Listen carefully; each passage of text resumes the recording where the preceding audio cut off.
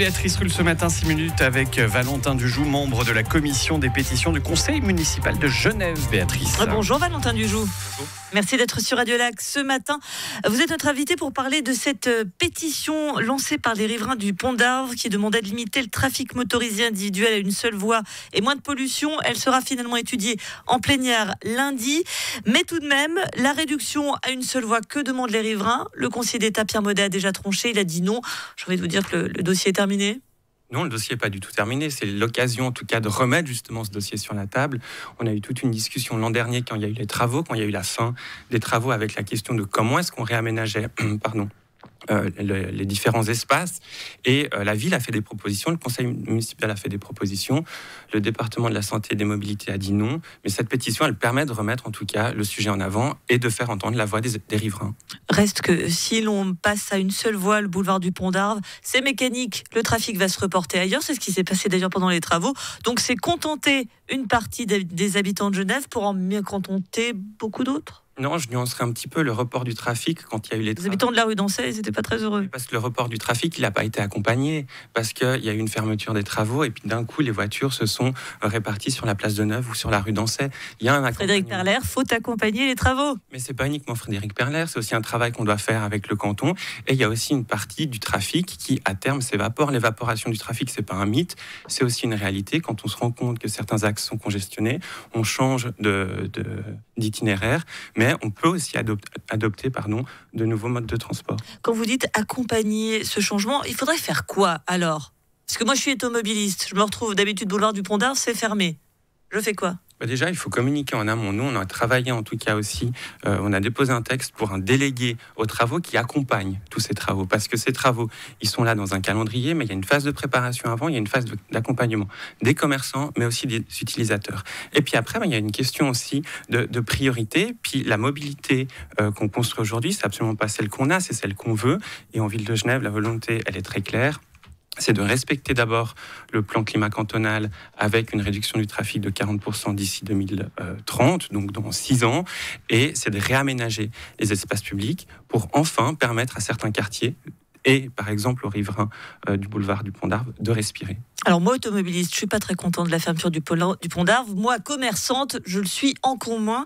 Ils étaient extrêmement en colère parce que beaucoup ont eu des difficultés financières à la suite des travaux et de ce passage à une seule voie. Ils n'en veulent pas non plus. À eux, vous leur dites quoi ? Alors, par rapport aux commerçantes et commerçants, il y a deux choses. Il y a d'abord eu l'impact du Covid, qui a ensuite s'est prolongé avec la question des travaux.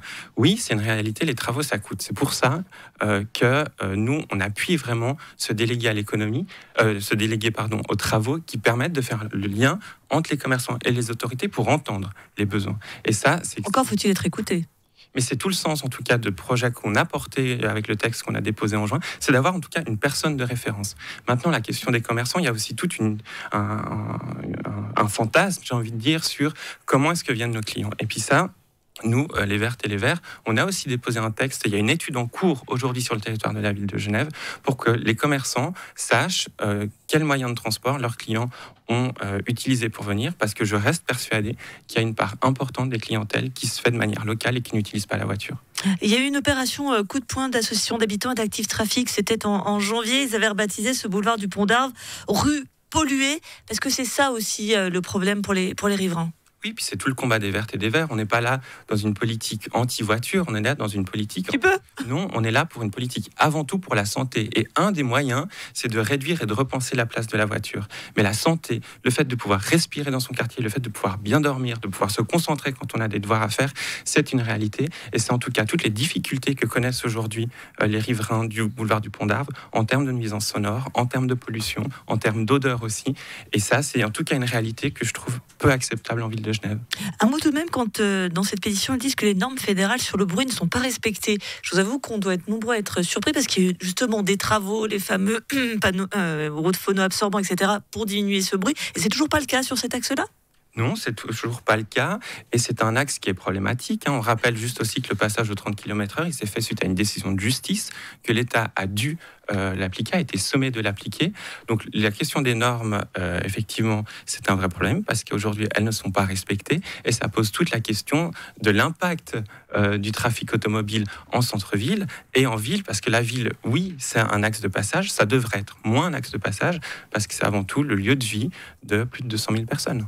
Alors, pour terminer, on l'a dit, cette pétition, elle est étudiée lundi par le conseil municipal, majorité de gauche, sauf cataclysme. Elle va être acceptée par le municipal qui va le renvoyer au conseil administratif qui est à majorité de gauche, sauf cataclysme, va l'accepter également. Bon, et ensuite ? Et ensuite, ça sera au canton de se positionner. Il s'est positionné en amont dans les auditions. C'était il y a une année peut-être que d'un coup, le département de la santé et des mobilités aura changé. Et je tiens juste à rappeler ça aussi, c'est bien le département de la santé et des mobilités. Et dans ce cas-là, on a un département de l'immobilité parce qu'on ne veut pas, il ne veut pas changer la répartition. Et on a un département qui ne se préoccupe absolument pas sur ce sujet-là de la santé des riverains. L'immobilisme, est-ce vraiment le mot qui convient pour Pierre Maudet ? On lui posera la question à l'occasion. Merci Valentin Dujoux, conseiller municipal vert, membre de la commission des pétitions. Donc cette pétition est examinée finalement lundi prochain au municipal. Merci d'avoir été sur Radio Lac ce matin. Merci.